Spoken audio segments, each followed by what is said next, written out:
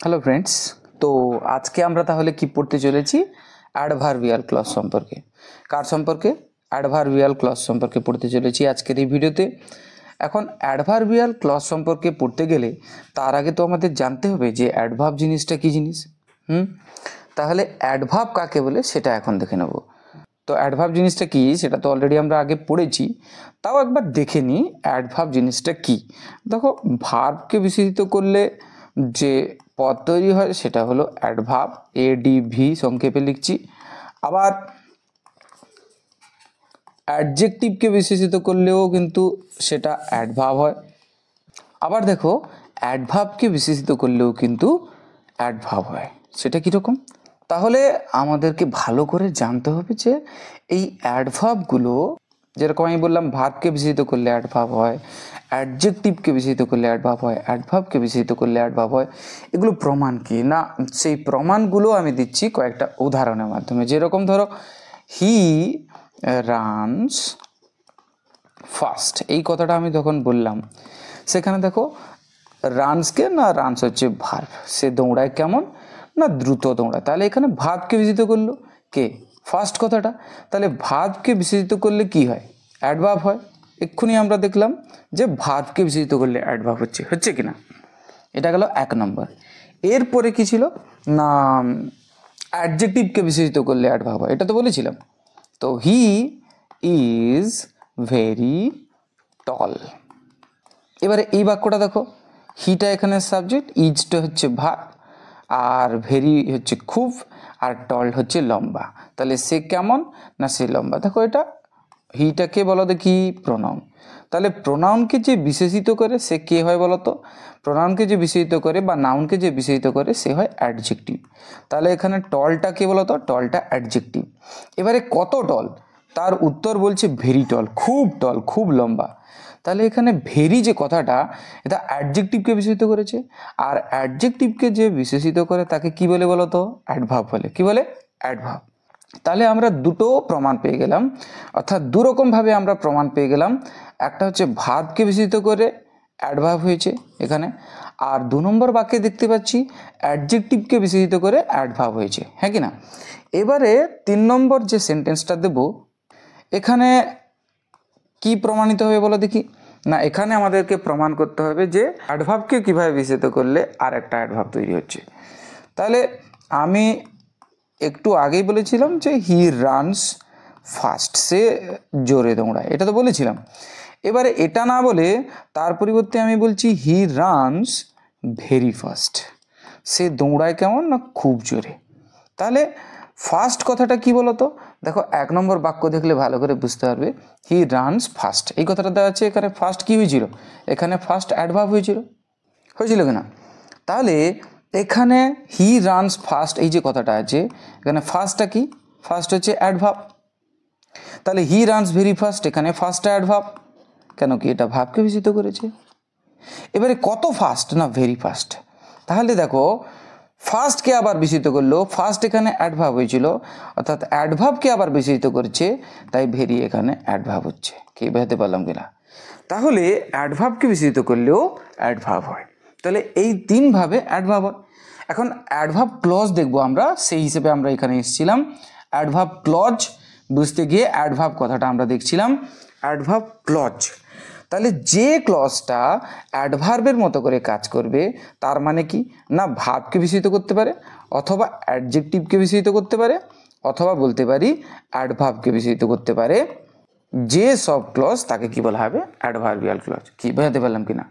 তার মানে অ্যাডভার্বিয়াল ক্লজও সেই একই নিয়ম, জাস্ট এটা ক্লজ, সেটা ওয়ার্ড ছিল, অর্থাৎ সেটা ছিল পার্ট অফ স্পিচ, আর এগুলো হচ্ছে ক্লজ হবে। কি হবে? ক্লজ।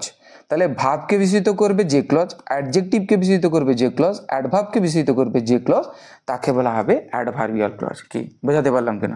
এই অ্যাডভার্বিয়াল ক্লজকে আবার বিভিন্ন ভাগে ভাগ করা হয়েছে। তার প্রথম ভাগটা এই যে লিখে রেখেছি, অ্যাডভার্বিয়াল ক্লজেস অফ টাইম, অর্থাৎ যে ক্লজের দ্বারা সময়কে নির্দেশ করে তখন তাকে বলা হচ্ছে অ্যাডভার্বিয়াল ক্লজেস অফ টাইম। তাহলে আমরা এখানে দেখতে পাচ্ছি অ্যাডভার্বের যে ক্লজ আছে অর্থাৎ অ্যাডভার্বিয়াল যে ক্লজ আছে সেটা যখন সময়কে নির্দেশ করবে তখনও কিন্তু সেটা অ্যাডভার্বিয়াল ক্লজ হবে এবং সেই ধরনের অ্যাডভার্বিয়াল ক্লজকে বলা হবে অ্যাডভার্বিয়াল ক্লজেস অফ টাইম। এখান থেকে আমরা আরেকটা জিনিস জানতে পারলাম, কি বলতো, সেটা হচ্ছে যে কোনো ক্লজের দ্বারা যদি সময়কে নির্দেশ করা হয় না তখন কিন্তু সেটা একটা অ্যাডভার্বিয়াল ক্লজ হওয়ার সম্ভাবনা আছে। আছে কি নেই কাউকে বলবে না, কিন্তু একটা জিনিস বলে দিচ্ছি, অ্যাডভার্বিয়াল ক্লজগুলো সাধারণত যেসব সাবঅর্ডিনেটিং কনজাংশনের ঠিক পরে বসে সেগুলো আমি লিখে দিচ্ছি। হ্যাঁ, কাউকে বলার দরকার নেই, চুপচাপ খাতায় লিখে নাও। একটা হচ্ছে হোয়েন, আর একটা হচ্ছে ওয়াইল, আর কি হতে পারে না আফটার, আর কি হয় না বিফোর, আর কি হয় টিল হয় টিল, আর কি হয় আনটিল হয়, আর হবে সিন্স। তো এই সব সাবঅর্ডিনেটিং কনজাংশনের ঠিক পরে যদি কোনো সাবক্লজ থাকে তখন কিন্তু সময়কে নির্দেশ করে। তাই এই ধরনের ক্লজগুলো হবে অ্যাডভার্বিয়াল ক্লজেস অফ টাইম। বুঝতে পারলাম কিনা? তাহলে অ্যাডভার্বিয়াল ক্লজেস অফ টাইম হতে গেলে যেসব সাবঅর্ডিনেটিং কনজাংশনগুলো থাকবে সেগুলো কি কি ছিল বলো তো? একটা হচ্ছে ওয়েন, আর একটা হচ্ছে হোয়াইল, আর একটা হচ্ছে আফটার, আর বিফোর, টিল, আনটিল। তাহলে অ্যাডভার্বিয়াল ক্লজেস অফ টাইম কখন হয় না যখন when, while, after, before, till, until, since এইসব সাবঅর্ডিনেটিং কনজাংশনের পরে কোনো ক্লজ যখন থাকবে তখন সেগুলো হবে অ্যাডভার্বিয়াল ক্লজেস অফ টাইম। এখন উদাহরণ তাহলে দেখে নেওয়া যাক, কি বলো? এই দেখো এখানে সেন্টেন্স আছে ওয়েট আনটিল আই কাম, বলছে অপেক্ষা করো যতক্ষণ না আমি আসছি। তাহলে এখানে সাবক্লজ আর মেন ক্লজকে ভাগ করে দিলে ওয়েটটা এখানে একটা সমাপিকা ক্রিয়া আর কামটা এখানে সমাপিকা ক্রিয়া, যতগুলো সমাপিকা ক্রিয়া ততগুলো ক্লজ। তার মানে এটাকেও বলতে পারি এটা একটা ক্লজ, আর এটাকেও বলতে পারি এটা একটা ক্লজ। তাহলে দুটো ক্লজের মধ্যে সাবক্লজ মেন ক্লজ কোনটা? এই যে ওয়েট কারো উপরে ডিপেন্ড করছে না, একা একা বসছে, মেন ক্লজ। আর আনটিলের পরে, আনটিল যেহেতু একটা সাবঅর্ডিনেটিং কনজাংশন, তারপরে যে ক্লজটা থাকবে সেটাকে বলা হচ্ছে সাবক্লজ। এখন সাবক্লজ বললে তিনটে অপশন খুলে যাচ্ছে, একটা নাউন ক্লজ হয়, একটা অ্যাডজেক্টিভ ক্লজ হয়, একটা অ্যাডভার্বিয়াল ক্লজ হয়। এখন অ্যাডজেক্টিভ ক্লজ হবে নাকি নাউন ক্লজ হবে নাকি সাবক্লজ হবে? দেখো আনটিল ও বলছে অপেক্ষা করো যতক্ষণ না আমি আসছি, এখানে কাকে নির্দেশ করলো? টাইমকে নির্দেশ করলো। টাইমকে যে নির্দেশ করে সেই ধরনের ক্লজকে আমরা কি বলি না adverb of time Bala clause. কি বোঝাতে পারলাম কিনা? এবং এখানে আর একটা প্রমাণ আছে, এই যে আনটিল কথাটা দেখতে পাচ্ছ না, কি আছে? এই যে আনটিল।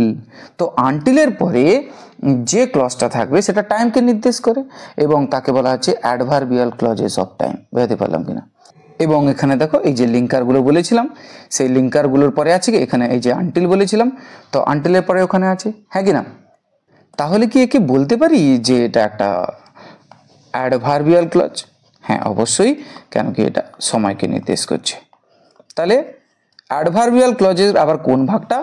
না অ্যাডভার্বিয়াল ক্লজের আবার অ্যাডভার্বিয়াল ক্লজ অফ টাইম, যেটা সময়কে যেটা নির্দেশ করছে সেইটাকে বোঝাচ্ছে। তাহলে আনটিল আই কাম এটা কি না এটা হলো অ্যাডভার্বিয়াল ক্লজ। বোঝাতে পারলাম কিনা? নেক্সট কোশ্চেন কি আছে দেখো, হি কেম হোয়েন আই ওয়াজ দেয়ার, সে এসেছিল যখন আমি সেখানে ছিলাম। তাহলে হি কেম আর হোয়েন আই ওয়াজ দেয়ার এখানে দুভাগে ভাগ করে দিলাম, কেমটা একটা সমাপিকা ক্রিয়া আর এখানে ওয়াজ সমাপিকা ক্রিয়া। তাহলে যতগুলো সমাপিকা ক্রিয়া ততগুলো ক্লজ, তাহলে বলতে পারি এটা একটা ক্লজ। আর এখানে একটা সমাপিকা ক্রিয়া আছে মানে এটা একটা ক্লজ। কি বুঝতে পারলাম কিনা? তাহলে দুটো ক্লজের মধ্যে এবারে সাব ক্লজ কোনটা মেন ক্লজ কোনটা? দেখো সাব ক্লজ যে থাকবে তার কোনো গ্যারান্টি নেই, কিন্তু মেন ক্লজ একটা থাকবে এটা পুরো গ্যারান্টি। কেন কি একটা বাক্য হতে গেলে একটা মেন ক্লজ লাগেই লাগে। দেখো হি কেম তো একাই লেখা যায়, তাহলে এটা মেন ক্লজ কার উপর ডিপেন্ড করছে না। আবার এই যে ওয়েন কথাটা দেখতে পাচ্ছ না, ওয়েন একটা সাবঅর্ডিনেটিং কনজাংশন। হ্যাঁ, এই সাবঅর্ডিনেটিং কনজাংশনের পরে যে ক্লজটা থাকে তাকে বলা হচ্ছে সাব ক্লজ। তাহলে সেই কারণে এটা কি হয়ে গেল না সাব ক্লজ।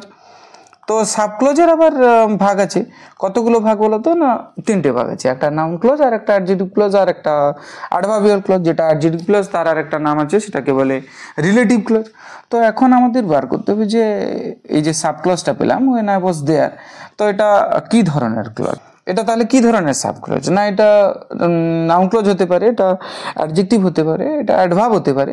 দেখো সে এসেছিল যখন আমি সেখানে গিয়েছিলাম, তাহলে এখানে বলেছে যখন আমি সেখানে গিয়েছিলাম, যখন বলতে যে টাইমটাতে আমি সেখানে গিয়েছিলাম, তাহলে সময়কে নির্দেশ করছে। আর সময়কে নির্দেশ করলে কি হয় না, সময়কে নির্দেশ করলে আমরা জানি সেটা অ্যাডভার্বিয়াল ক্লজ হয়। কি হতে পারলাম কিনা, তাহলে অ্যাডভার্বিয়াল ক্লজ হবে এটা। এবং অ্যাডভার্বিয়াল ক্লজের কোন ভাগটা হবে না, অবশ্যই অ্যাডভার্বিয়াল ক্লজের অ্যাডভার্বিয়াল ক্লজ অফ টাইম যেটা বোঝাচ্ছে সেইটা হবে, কারণ কি সময়কে নির্দেশ করছে। কি বোঝাতে পারলাম কিনা। নেক্সট হচ্ছে strike while the iron is hot. দেখো আঘাত করো যখন লোহা গরম থাকে, আর লোহা যখন ঠান্ডা হয়ে যাবে তখন আঘাত করে লাভ কি, তুমি যা বানাতে চাইবে তখনই সেটা তৈরি হয়ে যাবে, যখন অবশ্যই সেটা গরম থাকবে। আর গরম যদি না থাকে তাহলে কিন্তু কাজ দেবে না, কোনো কিছুতে কাজ দেবে না। তাহলে স্ট্রাইক আঘাত করো, তাহলে এখানে সমাপিকা ক্রিয়া শুধুমাত্র স্ট্রাইক দিয়ে শুরু হয়েছে এখানে। তো দেখতেই পাচ্ছি স্ট্রাইক একটা সমাপিকা ক্রিয়া, যেখানে ইম্পারেটিভ সেন্টেন্স বলতে পারি এটাকে, আর সাবজেক্ট উজ্জ আছে, লুকানো আছে। স্ট্রাইক বলতে ইউজ স্ট্রাইক। আর while the iron is hot, এখানে ইজটা কি বলতো, ইজটা হচ্ছে সমাপিকা ক্রিয়া। তাহলে দুটো সমাপিকা ক্রিয়া মানে দুটো ক্লজ হয়ে গেল। কি বুঝতে পারলাম কিনা। তাহলে দুটো সমাপিকা ক্রিয়া মানে দুটো ক্লজ। আর দুটো ক্লজের মধ্যে যেহেতু এটা একটা সেন্টেন্স, তাহলে একটা তো মেন ক্লজ থাকবেই থাকবে, হ্যাঁ কি না। তাহলে এখানে দেখতে হবে যে সাবঅর্ডিনেটিং কনজাংশনের পরে যেটা আছে যে হোয়াইল, এর পরে যেটা আছে তো সেটা সাব ক্লজ হয়ে গেল, তো একটা সাব ক্লজ হয়ে গেল। আর বাদ বাকি তার মানে এটা, আর বাদ বাকি তার মানে যে ক্লজটা পড়ে থাকবে না সেটা মেন ক্লজ হবেই হবে, পাক্কা হবে। কেন, কেন কি বাক্যে তো মেন ক্লজ ছাড়া কোনো বাক্যই হতে পারে না। তো তাহলে স্ট্রাইকটা এখানে কি হবে না মেন ক্লজ, তাহলে স্ট্রাইকটা এখানে কি হবে না মেন ক্লজ। কি বোঝাতে পারলাম কিনা বলো। মেন ক্লজে তো আর কোনো ভাগ নেই বাবু, এদিকে সাব ক্লজ চলে আসবে। সাব ক্লজকে আবার তিন ভাগে ভাগ করা আছে, একটা নাউন হতে পারে, আবার একটা অ্যাডজেক্টিভ হতে পারে, আবার একটা অ্যাডভার্ব হতে পারে। তো এই তিনটার মধ্যে আমাদের বার করতে হবে কোনটা হবে। দেখো এখানে আঘাত করতে বলেছে, দেখো এখানে আঘাত করতে বলেছে, হ্যাঁ কি না। তো কখন আঘাত করতে বলেছে না while the iron is hot, মানে যখন লোহাটা গরম। তাহলে এই যে সময়কে নির্দেশ করছে, যে টাইমে লোহাটা গরম থাকবে সেই টাইমেই লোহাটাকে আঘাত করতে হবে। তাহলে এখানে সময়কে নির্দেশ করছে, তার মানে অ্যাডভার্বিয়াল ক্লজ হবে। এবং অ্যাডভার্বিয়াল ক্লজেস অফ টাইমকে বোঝাচ্ছে। এবারে he came after I had left, এর পরের যে বাক্যটা আছে কি বলতো, হি কেম, সে এসেছিল আফটার আই হ্যাড লেফট, আমার চলে যাওয়ার পর। তাহলে এখানে কেমটা সমাপিকা ক্রিয়া, আই হ্যাড লেফট এটা একটা সমাপিকা ক্রিয়া। তাহলে সমাপিকা ক্রিয়া দুটো মানে ক্লজ দুটো থাকবে, তার মানে লিখে দিতে পারি এটা একটা ক্লজ আর এটা একটা ক্লজ। কেন কি ক্লজের মূল সত্য হচ্ছে একটা সমাপিকা ক্রিয়া দরকার। তাহলে যতগুলো সমাপিকা ক্রিয়া ততগুলো ক্লজ। এখন কোশ্চেন হচ্ছে এই ক্লজটা কি ক্লজ, হি কেম। এই যে আফটার দেখতে পাচ্ছ না, এটা সাবঅর্ডিনেটিং কনজাংশন, এরপরে যে ক্লজটা থাকবে সেটা অবশ্যই হবে সাব ক্লজ। কি ক্লজ হবে, সাব ক্লজ। আর তাহলে বাদ বাকি যেটা পড়ে থাকবে সেটা কি হবে, সেটা মেন ক্লজ। এখন দেখো এই যে আফটার কনজাংশনটা পরে যখন থাকবে তখন সেটা তো সময়কে নির্দেশ করছে, সময়। তাহলে এই সময়কে যখন নির্দেশ করছে, he came after I had left, আমার চলে যাওয়ার পরে সে এসেছিল, তাহলে সময়কে নির্দেশ করলে তখন সেটা কি হয় না, সেটা অ্যাডভার্বিয়াল ক্লজ। তো অ্যাডভার্বিয়াল ক্লজ হবে এখানে, বুঝতে পারলাম কিনা। তাহলে দুটো ক্লজের মধ্যে এখানে আফটার আই হ্যাড লেফট এটা কি হবে না, এটা অ্যাডভার্বিয়াল ক্লজ হবে। এবং আমরা যে লিঙ্কারগুলো দেখছিলাম, যেসব সাবঅর্ডিনেটিং কনজাংশনগুলো থাকলে অ্যাডভার্বিয়াল ক্লজেস অফ টাইম হবে, সেই সমস্ত কনজাংশনগুলো কিন্তু এখানে আছে। যেরকম একটা উদাহরণ হলো আফটার এখানে। তো আর কি কি কনজাংশনগুলো ছিল সেটা কিন্তু এখানে লিখে দিয়েছিলাম। দেখো এই যে হোয়েন ছিল, আর হোয়াইল ছিল, আফটার ছিল, বিফোর ছিল, টিল ছিল, আনটিল ছিল, সিন্স ছিল। তো প্রভৃতি কনজাংশনের পরে যেসব সাবঅর্ডিনেট ক্লজগুলো থাকবে না, তো সেগুলো সাধারণত সময়কে নির্দেশ করে, আর যখন সময়কে নির্দেশ করবে তখন সেটা অবশ্যই অ্যাডভার্বিয়াল ক্লজ হবে। তাহলে অ্যাডভার্বিয়াল ক্লজ কীরকম হয় না, একটা সময় বোঝালে, এটা আমরা দেখলাম। তো এছাড়াও আরও হয় যে প্লেস বোঝালে হয়, মানে জায়গা বোঝাতে হবে, তখনও কিন্তু অ্যাডভার্বিয়াল ক্লজ হয়। আর অ্যাডভার্বিয়াল ক্লজ অফ রিজন মানে কারণ দেখালে এই যে রিজন আর কজ আছে, দেখতে পাচ্ছ কিনা? তো এগুলো কিন্তু তখন অ্যাডভার্বিয়াল ক্লজই হবে। আবার পারপাস, উদ্দেশ্য বোঝালে তখনও অ্যাডভার্বিয়াল ক্লজ হয়। আবার রেজাল্ট মানে হচ্ছে ফল বোঝালে অ্যাডভার্বিয়াল ক্লজ হয়। আবার ম্যানার ধরন বোঝালেও অ্যাডভার্বিয়াল ক্লজ হয়। এদিকে কন্ডিশন মানে হচ্ছে অবস্থা, সাপোজিশন, এই ধরনের জিনিসগুলো থাকলে তখন কিন্তু অ্যাডভার্বিয়াল ক্লজ হয়। তো সাপোজিশন কথাটার মানে হচ্ছে তো অনুমান। এছাড়াও আমরা কনসেশন দেখতে পাবো, অ্যাডভার্বিয়াল ক্লজেস অফ কনসেশন, তো সেগুলোও থাকলে কিন্তু অ্যাডভার্বিয়াল ক্লজ হবে। কম্প্যারিজন কথাটার মানে কি? তুলনা বোঝায়, ডিগ্রি হয়।